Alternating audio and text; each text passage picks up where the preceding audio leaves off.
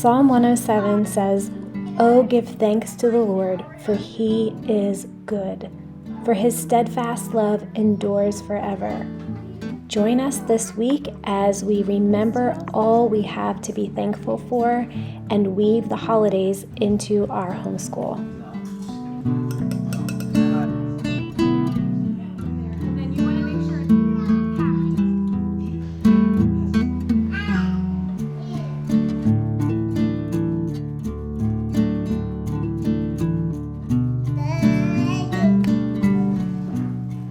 We have a huge box of pumpkins that were volunteers in our garden this year. We don't remember planting them, but we have a ton. So somehow we must have thrown out a pumpkin and it sprouted this plant, and we have lots of it. So we've been trying to find ways to use this up, and I had a comment last week of someone who said to put it in the oven. Just cut the pumpkin in half, put it in the oven for an hour at 350, and it's soft and mushy, and you can take all the insides out easily. I tried that, and wow, thank you so much to that commenter who told me that, because it saved me a ton of work this week. I like to take a couple of days before the holidays to help weave Thanksgiving into our home naturally.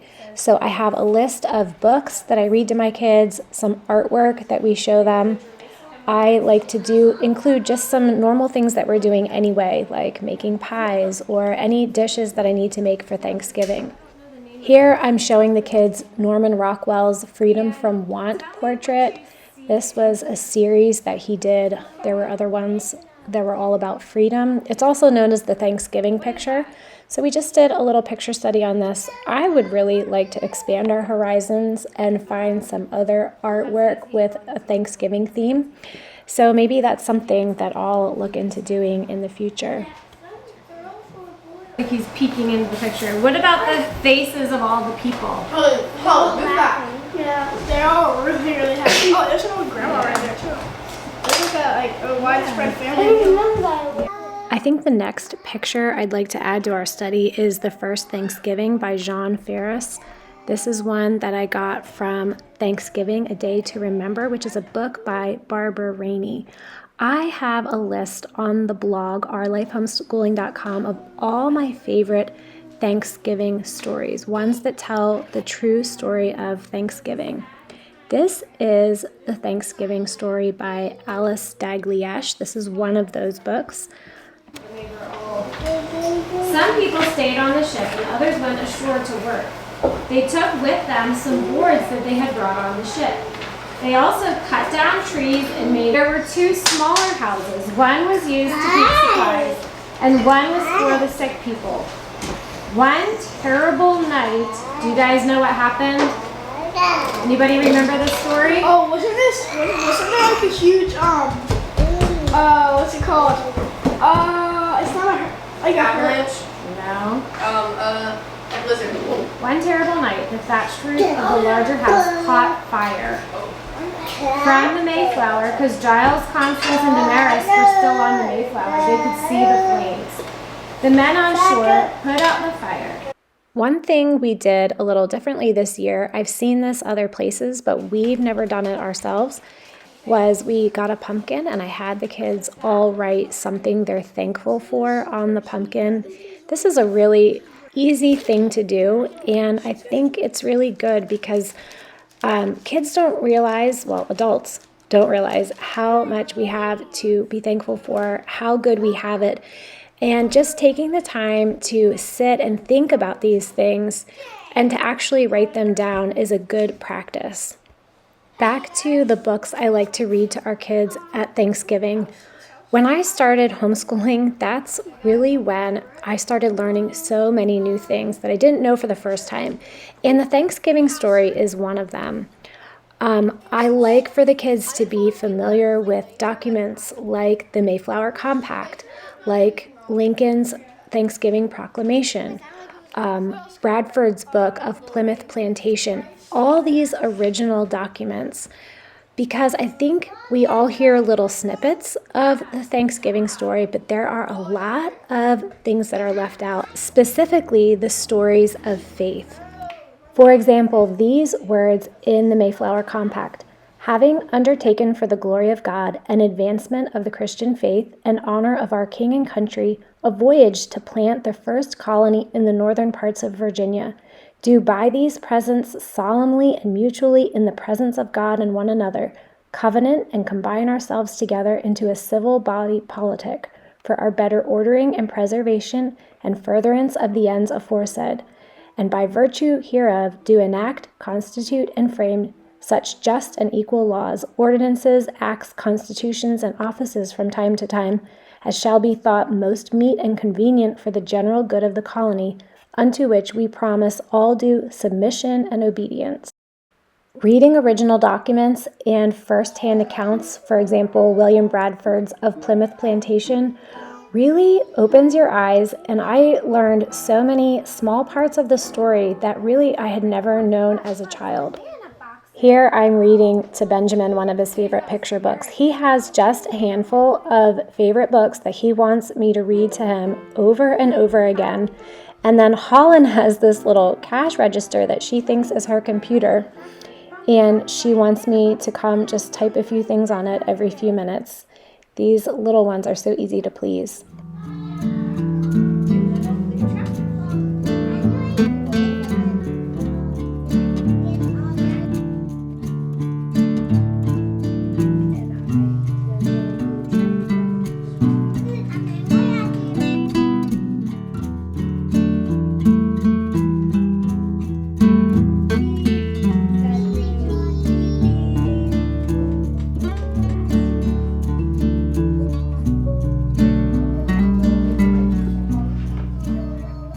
Another way to connect the past with the present is to remember some Thanksgiving hymns that have been sung throughout time.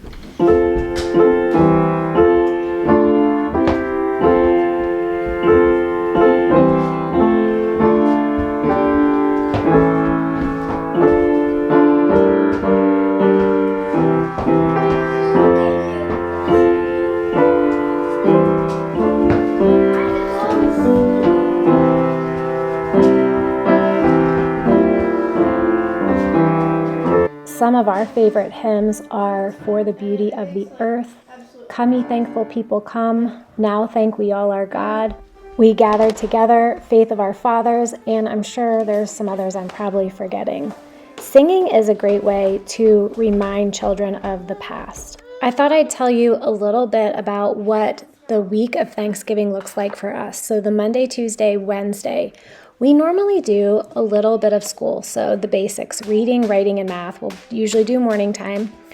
But then we will just take the time that we need to do some of the important things we need to do to prepare for Thanksgiving. So if we're hosting, we'll spend the afternoon cleaning. If we have dishes to make, I will just delegate some different dishes to different people, and we'll just all spend time in the kitchen getting that done. Here, William is learning multiplication through skip counting. Say your 5s to 50. 5, 10, 15, 20, 25, 30, 35, 40, 45, 50, 55. Okay, you can be next. I'll go for a long time. Okay, she's almost done, and then you can do your turn. 6, 12, 18, 54, 50, 60. You got it. Oh yeah.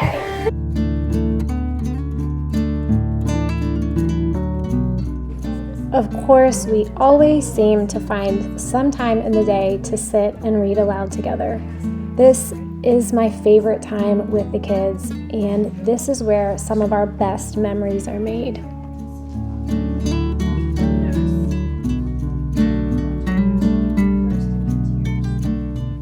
On this day, my older kids are at their high school drop-off co-op, so I just have my younger ones, and we're reading through The Voyage of the Dawn Treader, and then I also read to them An Old-Fashioned Thanksgiving by Louisa May Alcott, another one of my favorite classic Thanksgiving stories.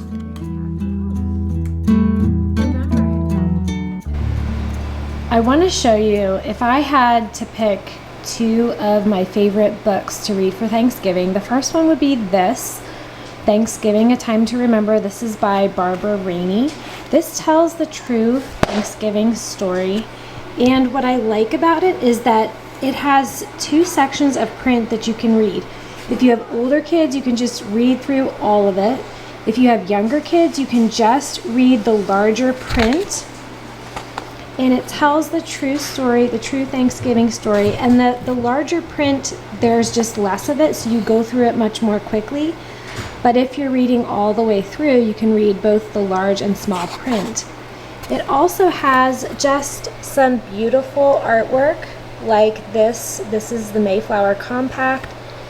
Some original documents are in here, which I really love, and it just tells just some of the unknown stories of faith, the faith of the Pilgrims.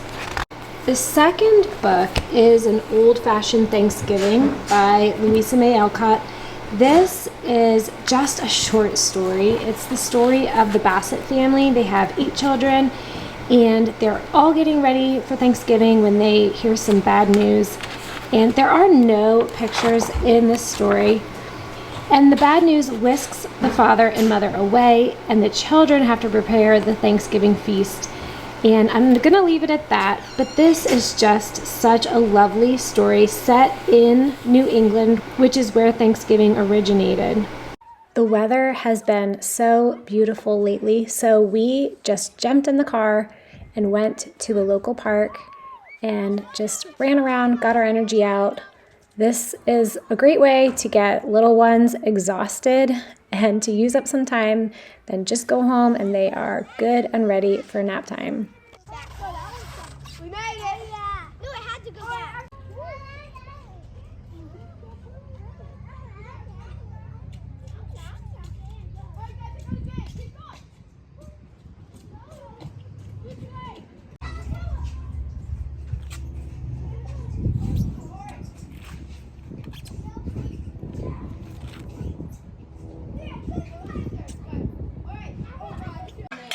This year, we're going to be using up as many of those pumpkins as we can, making some pumpkin pies. My daughter also made a pumpkin roll yesterday, which is so delicious. It has that cream cheese filling in it. We're going to be doing some green bean casseroles. I also like to make spinach balls. This is like a stuffing mixed with spinach. That's always a family favorite. Okay, you can probably just flip it like this. And then peel this off. Yeah. And then you can kind of move it. And then we need a fork. So I allow the kids to help as much as I can because they love helping in the kitchen. You hold it. Okay, dump that. Good. Okay. And salt. And Make a wood.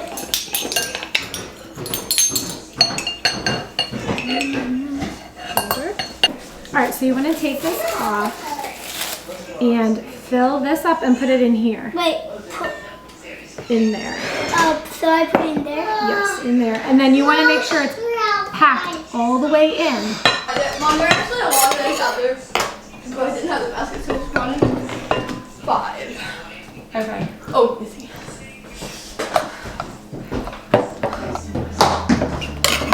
Thank you for joining us for our week of Thanksgiving school. I hope this entertained you, inspired you, gave you some ideas.